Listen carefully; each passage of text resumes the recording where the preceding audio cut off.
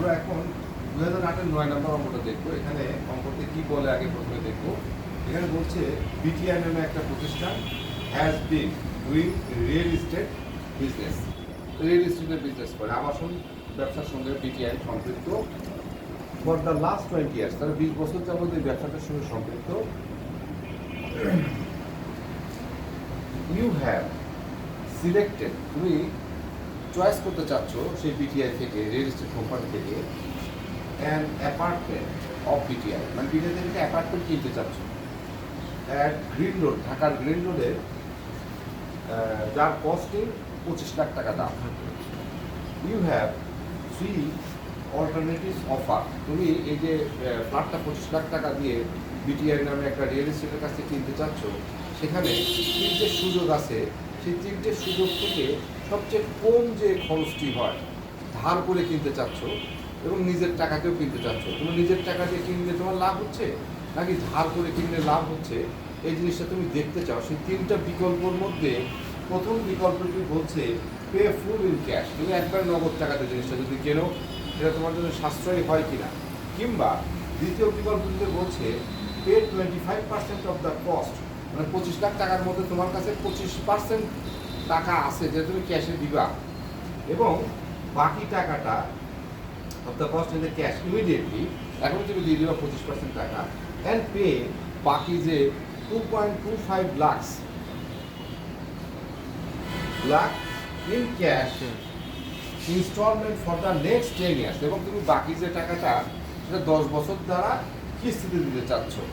ঠিক আছে, দ্বিতীয় বিকল্পটি কি বললো যে 25 লাখ টাকার 25% টাকা তুমি ক্যাশে দিবা, আর বাকি যে টাকাটা তোমার থাকে 2.25 লাখ, সেই টাকাটা তুমি 10 বছর কিস্তিতে দিতে চাচ্ছ। আর কি বলতেছে তৃতীয় দিতে বলছে যে pay 40% of cost in cash, 40 ভাগ টাকা তুমি নগদে দেবে, এবং টেক এ লোন, বাকি টাকাটা টেক এ লোন অফ টাকা 15 লাখ, বাকি যে 15 লাখ টাকাটি আছে সেই টাকাটা তুমি এইচবিএফসি নামে একটা প্রতিষ্ঠান, আর্থিক প্রতিষ্ঠান থেকে ধার নিতে চাচ্ছ। কি বললো তৃতীয় বিকল্প 40% টাকা তুমি নগদে দেবে, বাকি 15 লাখ টাকা তুমি এইচবিএফসি থেকে ধার করবে অ্যাট 15% ইন্টারেস্ট, 15% সুদে, তুমি repaid in equal monthly instalment, এবং সেটা তুমি মাসিক কিস্তিতে তুমি পরিশোধ করবে ওভারে নেক্সট 20 ইয়ার্স, 20 বছর ধরে তুমি সেটা শোধ করতে চাচ্ছ। তারপরে তৃতীয় বিকল্পে কি বললো 40 ভাগ টাকা তুমি নগদে দিবে, বাকি যে 15 লাখ টাকাটা তুমি একটা প্রতিষ্ঠান থেকে ধার করবে, সেই প্রতিষ্ঠানটির নাম কি এইচবিএফসি, এবং তুমি প্রতি মাসে সেটা কিস্তি আকারে পরিশোধ করবে, এবং সেটা তুমি 20 বছর দিয়ে শোধ করবে। প্রথম বিকল্পে বললো একবার নগদ টাকায় কিনবে, দ্বিতীয় বিকল্পে বললো যে 25 ভাগ টাকা তুমি নগদে দেবে, বাকি যে 2.25 লাখ টাকা তুমি দেবে হচ্ছে কিস্তিতে, বাৎসরিক কিস্তিতে, যে 10 বছর ধরে। আর তৃতীয় বিকল্পটিতে বললো কি 40 ভাগ টাকা তুমি নগদ দেবে, বাকি যে 15 লাখ টাকা সেটা তুমি কি 20 বছর ধরে মাসিক কিস্তিতে তুমি এইচবিএফসি থেকে লোন নিয়ে সেটা পরিশোধ করবে। এই 3টে বিকল্পের কথা তোমাকে বললো। তাহলে আমরা প্রথম বিকল্পটিতে দেখি যে এই প্রথম বিকল্পটিতে বলতেছে এই নাম্বারে যেটি এই টাকা 25 লাখ তুমি এখনই দিয়ে দিলে। বিতে বলতেছে কি এই তোমার 25 লাখ টাকার কত পার্সেন্ট টাকা, 25 ভাগ টাকা তুমি এখনই দিয়ে দিবে। তাহলে 25 ভাগ টাকা যদি আমরা দেখি তাহলে কত টাকা তুমি এখনই দিয়ে দিবে।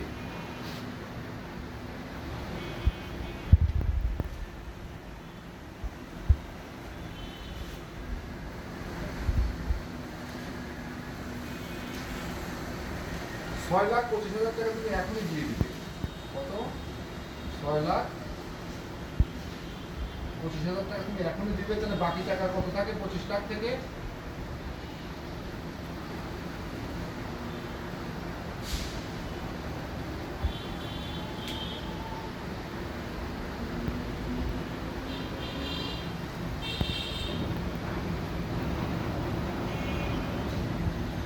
কত?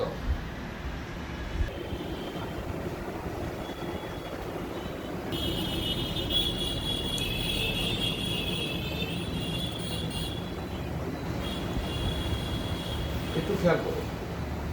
দ্বিতীয় বিকল্পে বলতো যে তোমার 25,00,000 টাকা তুমি এখনই নগদে দিয়ে দিবে এবং বাকি থাকলো 18,75,000, 25 লাখ থেকে, তাই তো? জি স্যার। এখন এই টাকাটা তুমি 18,75,000 টাকাটা তুমি ঋণ আকারে নিবে। কিভাবে নেবে ঋণ? Cash immediately and pay 2.25 lakhs in cash instalment for next 10 years। তার মানে এখানে তুমি একবারে ঠিক এখন এই নগদ কত দিচ্ছ? এই 6,25,000 টাকা, এটা ক্যাশ। আর তুমি বাকি দিচ্ছ, ডেট ধার করতেছো কত? 18,75,000 টাকা। এই মোট 25 লাখ টাকা তুমি আসলে শোধ করবে, ঠিক আছে? কিন্তু এই 18,75,000 যে ডেট বা ধার, সে তুমি কিভাবে নেবে? এ লোন immediately and pay টাকা 2.25 lakh in cash installment for next 10 years। তুমি ঠিক এখান থেকে 1, 2, 3, 4, 5, 6, 7, 8, 9, এই 10 বছর প্রতি বছর তুমি এই টাকাটি কিভাবে নেবে? 2.25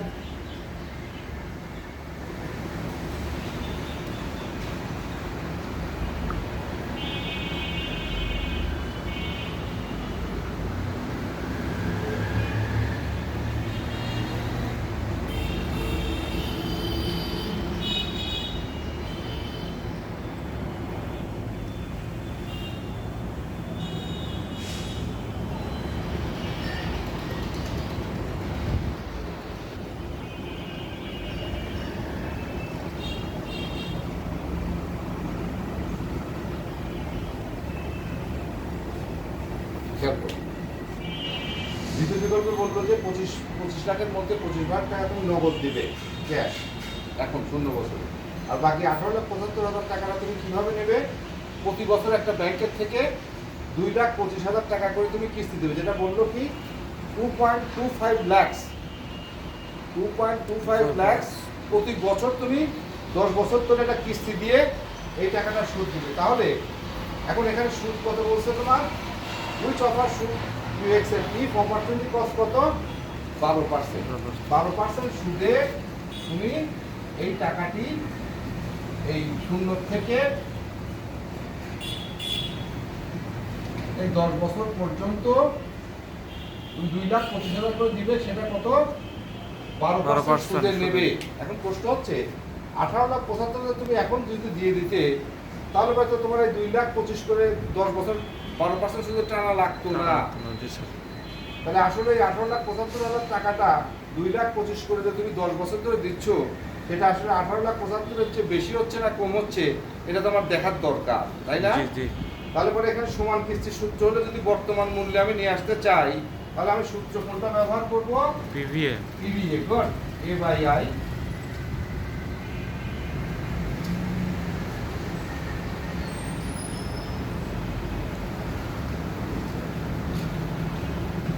এটা কত? 2 লাখ, আয় কত? 12, 1 minus 1 plus 0.12, 10। এটা ক্যালকুলেশন করলে আমাদের কত আসে?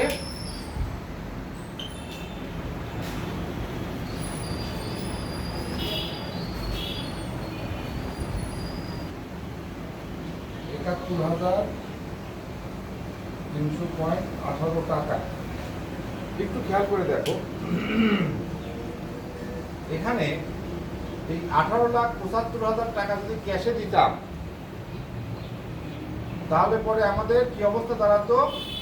18,75,000 টাকা ক্যাশ দেওয়া লাগতো। কিন্তু যদি এইভাবে আমি বর্তমানে নেই, তাহলে আমার বর্তমানে 12,71,318 টাকা খরচ হয়।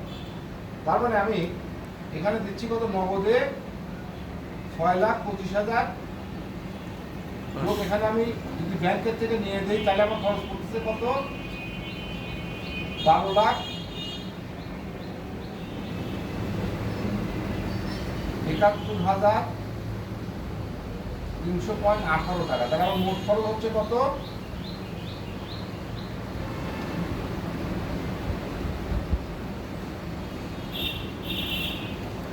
18,96,000 টাকা। এখানে আমার প্রথম সূত্র দেওয়া লাগবে কত? নগদ 25 লাখ টাকা। এখানে আমি কি করলাম? দ্বিতীয় বিকল্প এসে দেখলাম কি যে 25 লাখ টাকা আমার একবার আমি দিচ্ছি না, 25 ভাগ টাকা দিচ্ছি। 25 ভাগ টাকা কত? 6,25,000 টাকা, তাই তো? জি স্যার। আর আমার বাকি থাকে কত? 18,75,000 টাকা। জি। এই 18,75,000 যদি নগদে দিতাম তাহলে তো 25 লাখ পূরণ হতো। কিন্তু বাকি টাকা যেটা, এই যে 18,75,000 টাকা, সেটা আমি একটা ব্যাংকের থেকে বাৎসরিক কিস্তিতে 2,25,000 টাকা করে 12% সুদে যদি নেই, তাহলে বর্তমানে আমার আসলে টাকা খরচ হচ্ছে 12,71,318 টাকা 18 পয়সা। তাহলে আমি নগদ দিচ্ছি 6,25,000, আর আমি হচ্ছে যদি 2,25,000 করে 12% সুদ 10 বছর ধরে নেই, তাহলে আমার মোট খরচ হয় কত? 18,96,000 টাকা। ঠিক আছে না? জি স্যার। আচ্ছা, তাহলে তৃতীয় বিকল্পে যে, তাহলে এটা হলো কি আমার, এটা আমার খরচ হয় হচ্ছে দ্বিতীয় বিকল্পে, এটা আমার খরচ হয় হচ্ছে প্রথম বিকল্পে। এবং সিতে যায় বলতেছে কি যে 40 ভাগ টাকা তুমি হচ্ছে ক্যাশ টাকা দিচ্ছ। তাহলে 40 ভাগ টাকা তুমি দিচ্ছ কত? 10 লাখ টাকা তুমি নগদে দিচ্ছ। তোমার বাকি টাকা থাকে কত? 10 লাখ যদি নগদে দাও, বাকি টাকা থাকে তোমার এই 15 লাখ, ঠিক না? জি স্যার। এই 15 লাখ টাকা তুমি পজ দাও। 10 টাকা, এই যে 15 লাখ টাকা, 15 lakh from HDFC at 15% interest. তুমি এইচডিএফসি থেকে বর্তমানে কি করতেছো? এই 15 লাখ টাকা, এটা কি বর্তমানে 0 বছরে, বর্তমানে 15 লাখ টাকা তুমি হচ্ছে 15% সুদে,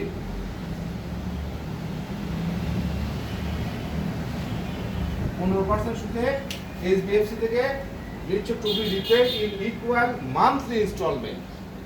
মাসিক কিস্তিতে নিচ্ছ ওভার এ নেক্সট 20 ইয়ার্স।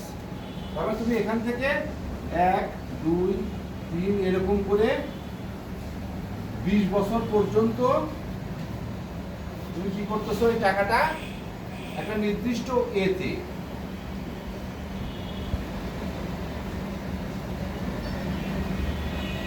এ বলতে আমরা কি জানি? সমান কিস্তি। সমান কিস্তি। একটা নির্দিষ্ট সমান কিস্তিতে তুমি টাকাটা ধার নিয়ে শোধ করে দিচ্ছ।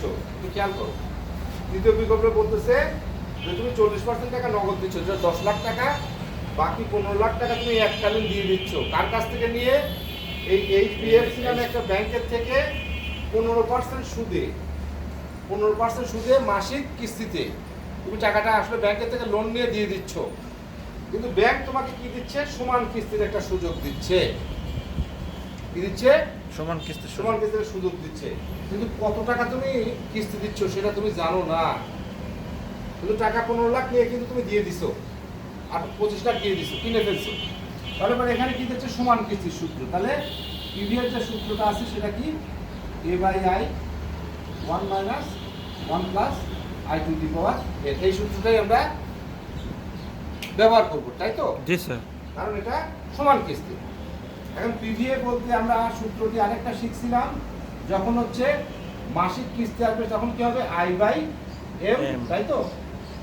1 - 1 + i/m, n গুণন m, এরকম একটা অবস্থা হয়ে যায়। এখানে পিভিএ বলতে আমি 15 লাখ টাকা কি বর্তমানে দিয়ে দিচ্ছি, তাই তো? আমি এটা জানি না, সুদের হার জানি কত? 15%। বাৎসরিক কিস্তি কত? 12। মাসিক কিস্তি বছরে 12টা কিস্তি। 1 - 1 / 1 + 0.12/15। এখানে কত বছর? 20 বছর গুণন 12টা কিস্তি, তাই তো? এখান থেকে আমরা যদি ক্যালকুলেশন করি তাহলে কি অবস্থা হয় একটু দেখি। পজ দাও।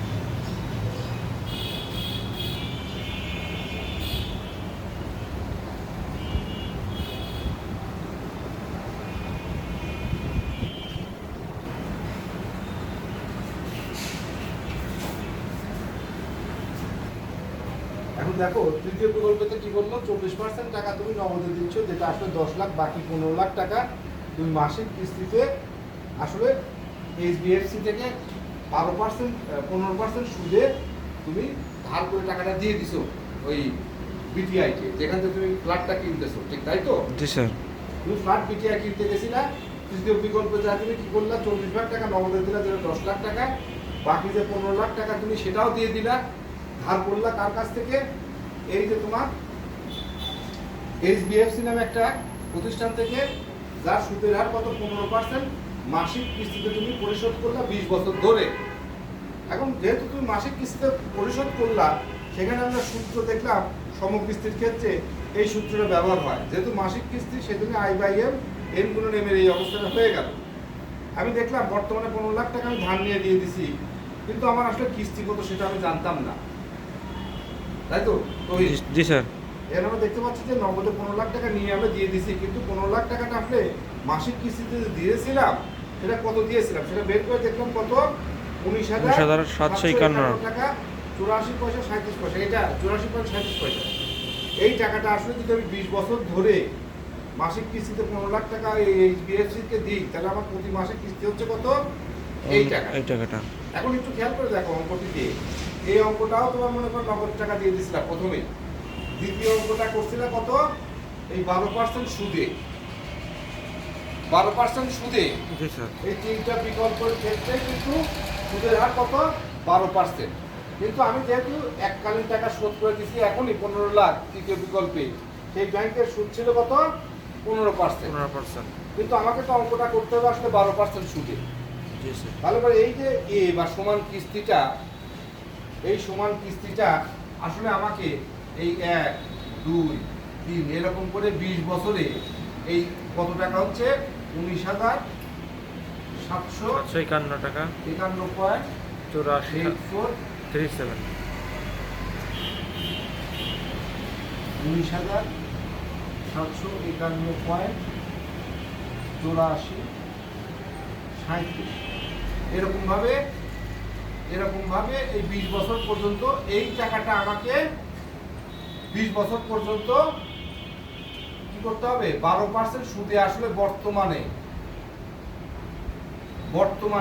মানে এখন এই পিভি এতে আসলে কত হয়। আমি তো 15 লাখ টাকা আসলে এইচডিএফসি থেকে ধার করে দিয়ে দিছি বিটিআই কে, কিন্তু কিস্তি দিছিলাম এই টাকা, কিন্তু সুদের হার তো 15% ছিল না, ছিল কত, 12%। তাহলে এই 12% সুদে বর্তমানে আসলে 15 লাখ টাকার দাম কত হচ্ছে সেটা আমাদের একটু নিরূপণ করা প্রয়োজন। তাহলে আমাদের সূত্রটা কি হবে, এই সেম সূত্র, PVA = A/I/M 1 - 1 + I/M N গুণন M। এই সূত্রটা হচ্ছে, তাহলে এটা কত, 19,751.8437 ডিভাইডেড বাই, সুদের হার কত, 12% ডিভাইড বাই 12, আর এই ব্র্যাকেটে কি আসতেছে, 1 - 1 divided by 1 + 0.12 divided by 12, n কত, 20 গুণন 12, তাই তো? জি স্যার। এটা ক্যালকুলেশন করলে আমাদের আসতেছে কত একটু দেখি,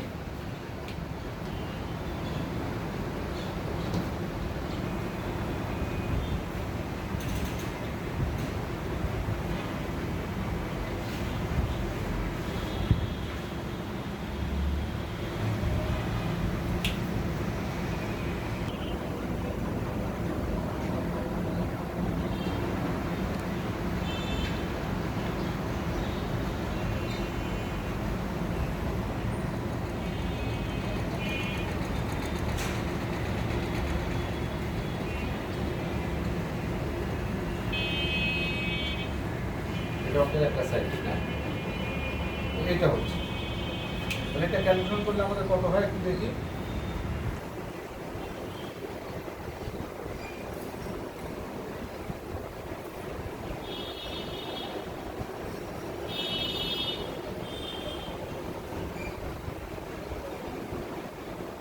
এটা হচ্ছে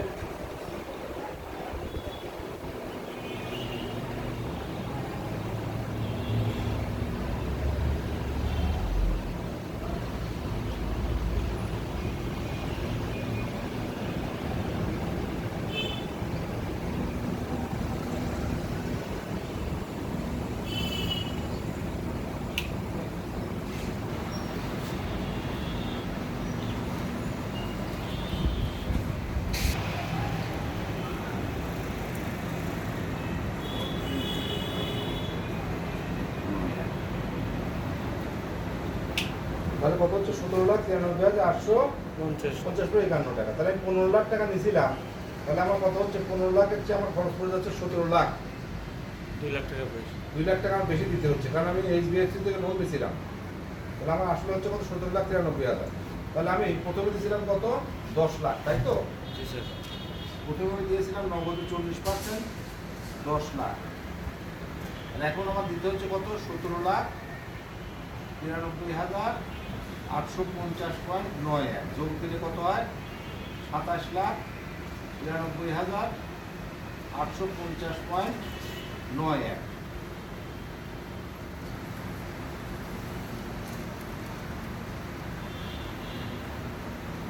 তার মানে আমাদের তিনটে বিকল্পের মধ্যে আমি দেখছি প্রথম বিকল্পে 25 লাখ টাকায় খরচ হচ্ছে, দ্বিতীয় বিকল্পে আমার কত হচ্ছে 18,96,318 টাকা, তৃতীয় বিকল্পে আমার খরচ হচ্ছে কত 27,93,850। তার মানে আমি দ্বিতীয় বিকল্পের মাধ্যমে টাকা সংগ্রহ করে আমি ফ্ল্যাটটা কিনবো, যেটা আমি কততে কিনতে পারছি 25 লাখ টাকার জায়গায় 18,96,300 টাকায়। ধন্যবাদ।